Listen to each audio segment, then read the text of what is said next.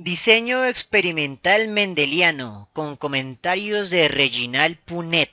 De cierta forma, muchas veces cometemos el pecado de analizar directamente los resultados que obtuvo Mendel y damos poca importancia al diseño experimental, el cual da muestras de una serie de presupuestos subyacentes a las ciencias de su época, especialmente en lo concerniente al reduccionismo matemático puesto de moda por Isaac Newton y los newtonianos, que ya llevaba 170 años de éxito. El mendelismo es una teoría de la herencia que busca explicar los fenómenos hereditarios mediante un modelo matemático que asume factores discretos que hoy en día llamamos genes y alelos, pero que en su tiempo eran meros términos algebraicos, que no necesariamente se asumían como reales, de allí que sus nombres originales fueran factores de la factorización algebraica, para predecir estadísticamente las características físicas de los seres vivos. El objetivo es que los números obtenidos experimentalmente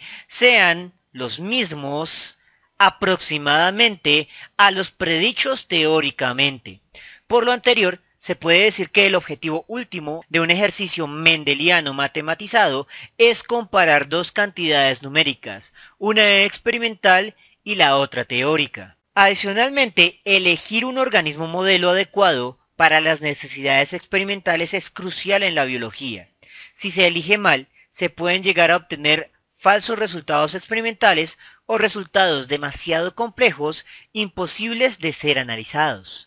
Básicamente, todo el éxito de Mendel y de los mendelianos se debió a la elección de un buen organismo modelo.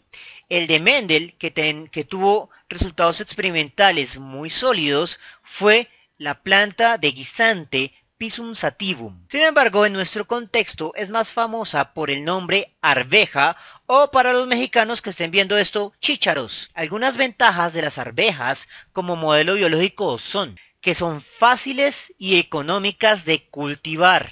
Sus caracteres poseen rasgos diferenciables cualitativamente, por ejemplo, amarillo o verde, blanco, morado, liso, rugoso, alto o enano, sin intermedios que dificulten la comparación. Adicionalmente, son autofertilizables y soportan la endogamia. La endogamia es lo que ustedes llaman enfermedades hereditarias por incesto entre familiares cercanos.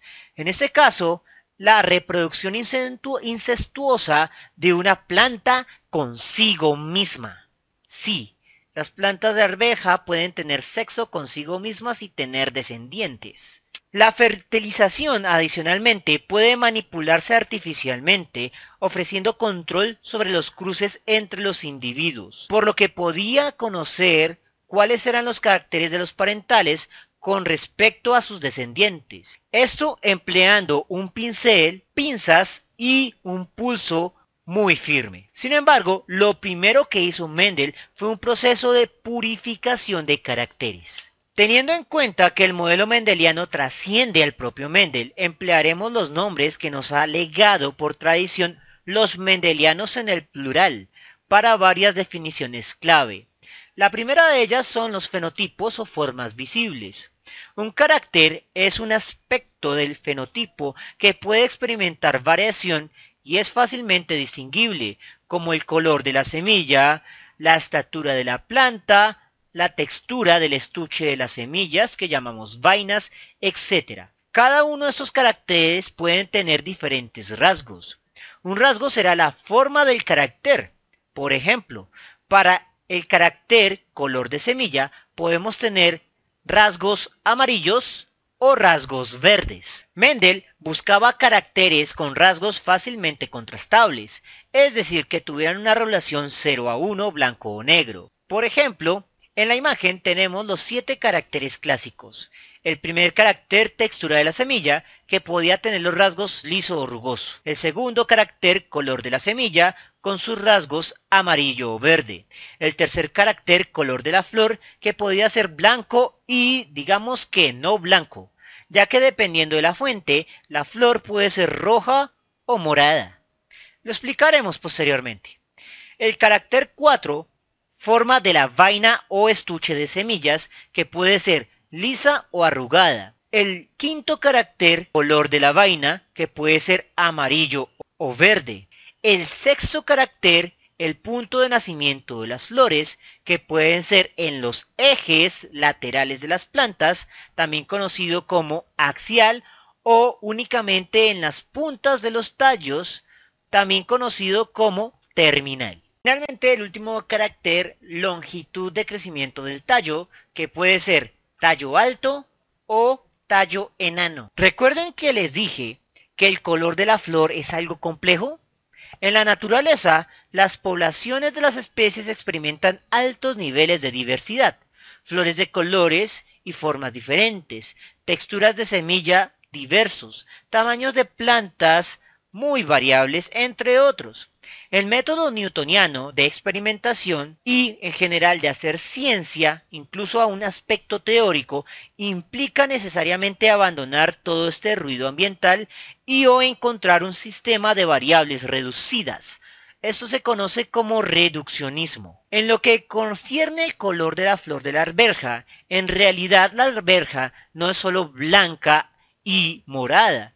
Tenemos un amplio abanico de tonos entre el rojo y el morado, y todos dominan sobre el blanco. Esta es la causa de que en los textos algunas veces se empleen flores rojas y otras veces diversos tonos de morado, y no es un error de impresión. El punto es que el experimento mendeliano debe bloquear la mayoría de estos colores naturales a un sistema de solo dos colores, blanco y no blanco, o la estadística o modelo matemático de esto se haría muy complejo. Por lo anterior, era necesario que Mendel purificara su sistema de estudio.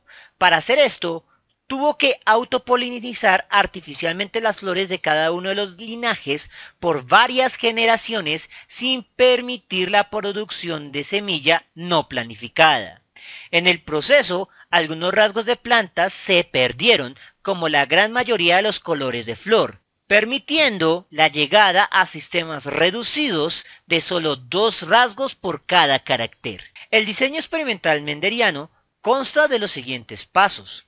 El primero, más importante, es tener linajes puros de dos rasgos para cada uno de los caracteres. A esta generación pura se la denomina generación parental o P. Este paso es crucial y no me cansaré de decirlo, pero regularmente es el que se pasa por alto en los esquemas como el que tenemos en la imagen en los libros de texto. Sin embargo, sin este paso de purificación, los datos obtenidos serían inutilizables, ya que serían demasiado complejos y conllevarían a un modelo matemático muy complicado al cual no estaban preparados matemáticamente los biólogos de principios del siglo XX con una pobre formación en álgebra. El siguiente paso es cortar los anteridios de las flores designadas arbitrariamente como femeninas para evitar posibles autofecundaciones no deseadas. Recuerde que el anteridio va a ser la parte que contiene al polen, también conocida como parte masculina de una flor. El tercer paso es tomar polen de los anteridios de las flores designadas arbitrariamente como masculinas y desecharlas para que no produzcan más polen. Luego pasar el polen a las flores designadas como femeninas y realizar la polinización con un pincel y un pulso firme.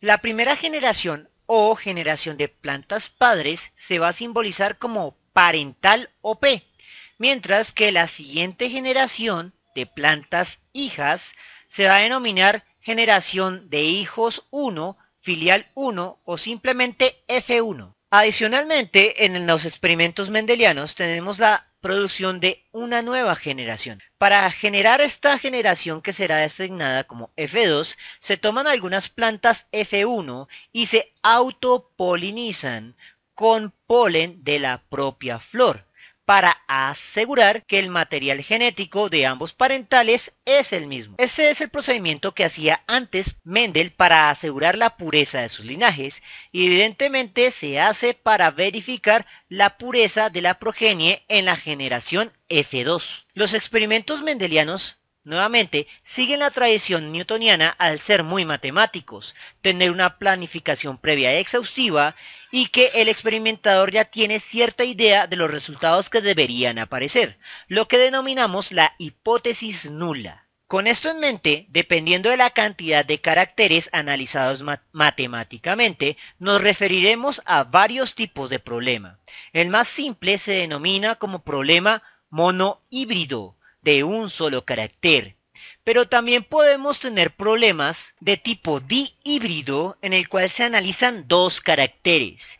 Y así sucesivamente podríamos tener problemas de tipo trihíbrido de 3 caracteres, tetrahíbrido de 4 caracteres, etcétera, etcétera. El punto aquí es que la complejidad matemática aumenta exponencialmente entre uno y otro nivel, así como el número de problemas posibles. Finalmente, en los problemas de lápiz y papel se contienen los símbolos para los sexos biológicos, por lo tanto conviene conocerlos. En primera instancia tenemos el espejo de Afrodita o Venus, que simboliza el amor, la feminidad y evidentemente al planeta Venus, también conocido como la estrella de la mañana. El otro símbolo es el escudo y la lanza de Ares o Marte, que simboliza la guerra, la sangre, la violencia, al planeta Marte, al color rojo y a la masculinidad. Aunque las plantas de arveja son hermafroditas, resulta conveniente tener en cuenta estos símbolos,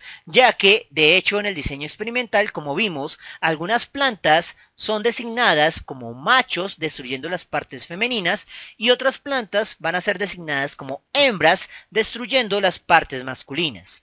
Ahora bien, no es que se trate de mantener los estereotipos de estos símbolos, sin embargo, negar la historia que contienen sería algo absolutamente inconsecuente. En la siguiente lección trabajaremos ya lo que es el modelo matemático con los resultados experimentales que obtuvo Mendel y la explicación teórica que dieron Correns y sus sucesores.